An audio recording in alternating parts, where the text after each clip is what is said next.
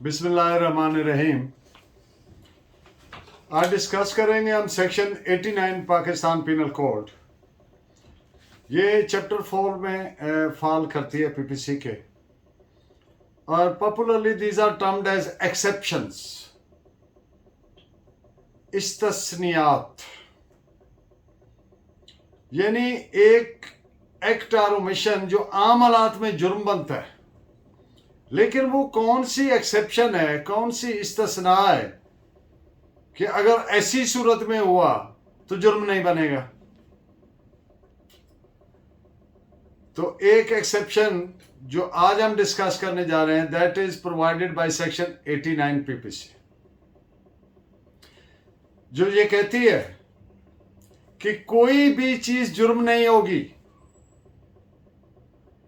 अगर वो 12 साल से कम उम्र के शख्स या किसी फातिरुल अकल शख्स, साईं, पागल, फातिरुल अकल, insane, person of unsound mind ने अपनी रजामंदी से, और ये जो कंसेंट होगी ये एक्सप्रेस भी हो सकती है, इंप्लाइड भी हो सकती है। इंप्लाइड मकसद अखज की जा सकती है।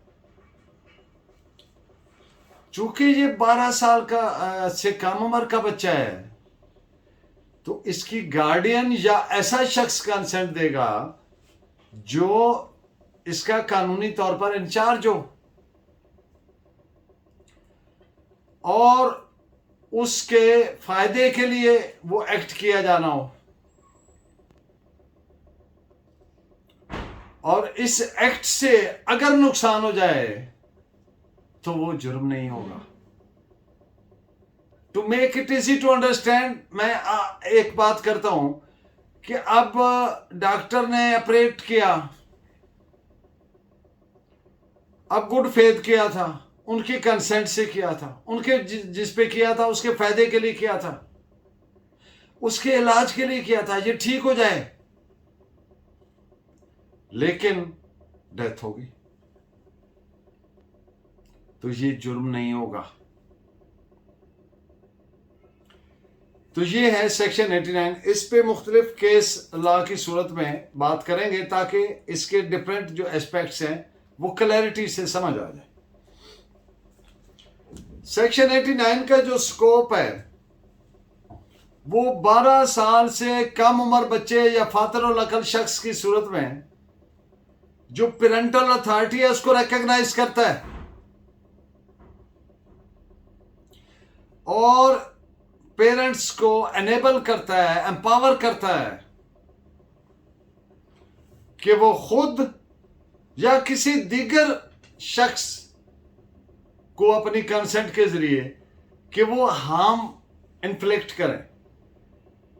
बज़ाहिर तो वो नुकसान है, अगर ऑपरेट कर रहा है या सुई लगा रहा है, चबो रहा है, प्रिक कर रहा है, तो वो बज़ाहिर तो नुकसान है, लेकिन गुड फेथ में नीयत क्या है कि ठीक हो जाए।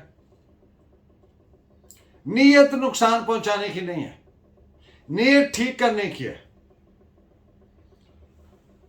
लेकिन ये जो नुकसान पहुंचाना, टू इन्फ्लिक्ट हार्म है, ये एक चीज का तकाजा करता है, infliction of harm by use of the word shall. आप जानते हैं, हर कानून का तालिब इल्म जानते हैं कि जहां कहीं लफ्ज शैल आ जाता है तो ये मैंडेटरी के सेंस में आता है, यानी लाजमन, वहां पे डिस्क्रेशन नहीं रहता, सवाबदीद नहीं रहती। तो 3 चीजें हैं जो वर्ड शेल के साथ उसने लाजमन जरूरी की हैं साथ। वो कौन सी हैं? नंबर 1, यानी इन 3 सूरतों के अलावा इन्फ्लिक्शन ऑफ हार्म नहीं हो सकता, नुकसान काज नहीं किया जा सकता। इनके अलावा होगा तो वो जुर्म बनेगा। नंबर 1, एक्ट जो है that is to be done in good faith, पूरी नेक नियति से, और गुड फेथ में होने के लिए it must be done with due care and caution and attention, मुकम्मल एहतियात से, तवज्जो से, चौकसी से किया जाए, फिर ही गुड फेथ में हो सकता है। अगर कहीं पे लापरवाही या नेग्लिजेंस या केयरलेसनेस आ गई तो गुड फेथ तस्वर नहीं होगा, फिर जुर्म बनेगा। नंबर 2, जिस पर वो एक्ट किया जा रहा है वो उसकी बेनिफिट के लिए, उसके फायदे के लिए किया जाना जरूरी है। एंड नंबर 3, भले ये एक्ट गुड फेथ में हो,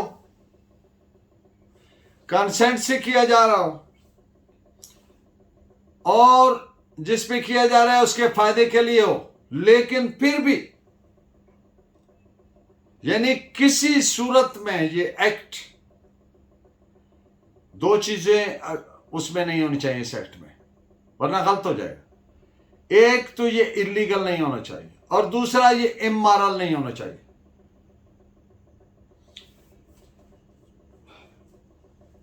कंसेंट मिसकंसेप्शन ऑफ फैक्ट, यानी किसी फैक्ट को, किसी फैक्ट या फैक्ट्स करें, हकायक को मिसकंसीव करते हुए, गलत तौर पर समझते हुए अगर कोई कंसेंट ली जाए, दी जाए, तो वो कानून की नजर में कंसेंट तस्वर नहीं होगी। और अगर मिसरिप्रेजेंटेशन ऑफ फैक्ट्स करके कंसेंट मिसरिप्रेजेंटेशन ऑफ फैक्ट के नतीजे में हासिल की गई हो, तो यानी जो शख्स कंसेंट लेना चाहता है तो उसकी मिसरिप्रेजेंटेशन ऑफ फैक्ट की रोशनी में, तो ऐसी कंसेंट जो है वो कंसेंट तस्वर नहीं करेगा कानून उसको। इस पे आर्टिकल 2 ऑफ द कानूनी शहादत भी बड़ा क्लियर है इसी पे, कंसेंट की बाबत। तो उसमें भी सेम चीज प्रोवाइडेड है कि कंसेंट अगर मिसकंसेप्शन ऑफ फैक्ट या मिसरिप्रेजेंटेशन ऑफ फैक्ट से हुई तो वो that shall be deemed to be no consent. इस पे आप जजमेंट भी नोट फरमाए, AIR 1963 बॉम्बे 74। गुड फेथ जो मैंने लफ्ज चूज किया, बोथ सेक्शन 88 एंड 89, दोनों सेक्शंस की सूरत में गुड फेथ का मकसद है with due care and attention, मुकम्मल चौकसी, मुकम्मल एहतियात, मुकम्मल तवज्जो से। ये जरूरी है, अदरवाइज जो इम्पेउंड एक्ट है, वो एक्ट जिस पर इतराज किया गया है और जो करने वाले को बतौर मुलजिम चार्ज किया गया है, लाजिम है कि वो एक्ट मुकम्मल तवज्जो और एहतियात से किया हो, तभी उसे इन गुड फेथ माना जाएगा, अदरवाइज नहीं। इस पे आप जजमेंट नोट फरमाए, AIR 1923 Allahabad page 546। Good faith पे एक और जजमेंट, मुकम्मल एहतियात और तवज्जो यानी with due care and attention, नागजीर है, लाजिम है, इंडिस्पेंसिबल है। किसी एक्ट को गुड फेथ के मानी में लाने के लिए,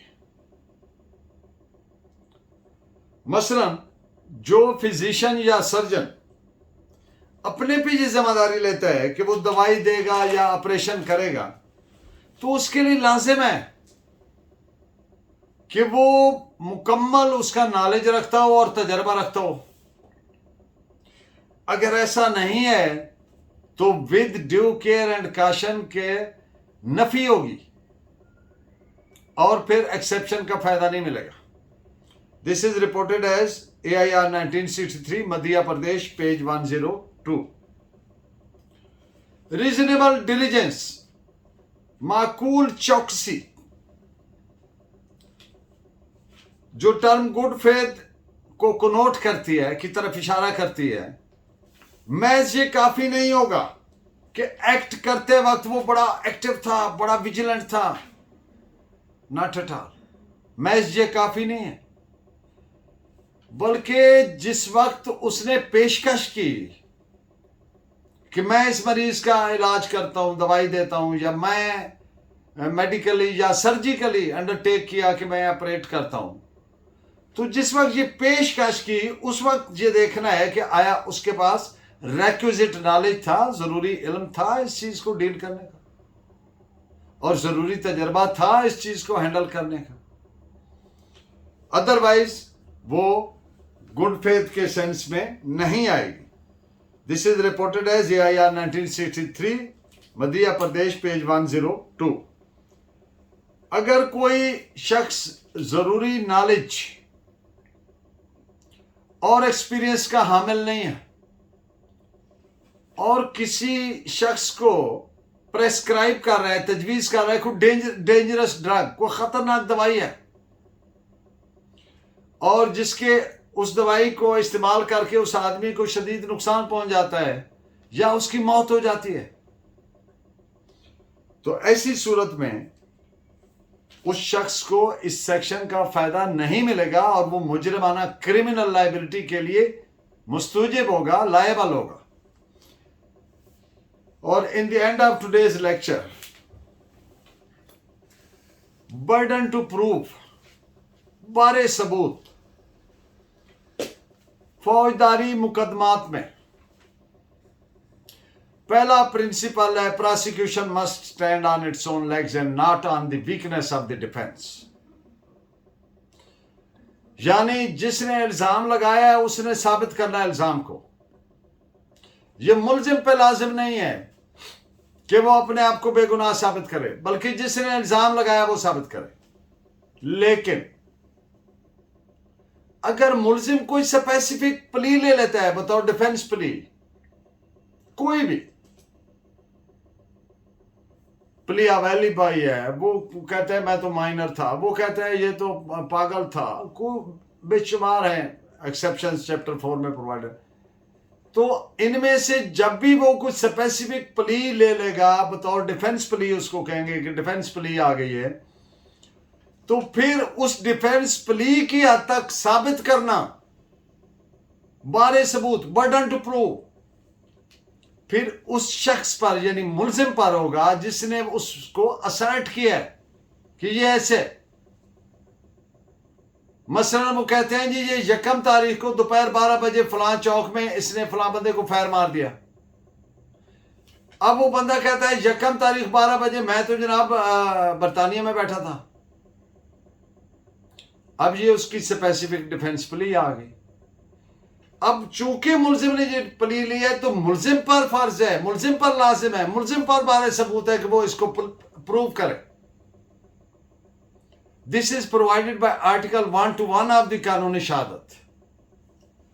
इस पे एक जजमेंट भी नोट फरमा लें, 1887 ILR 14 Calcutta, page 566। Thank you very much, keep watching and guiding me by your valuable comments. अल्लाह ने के बाद।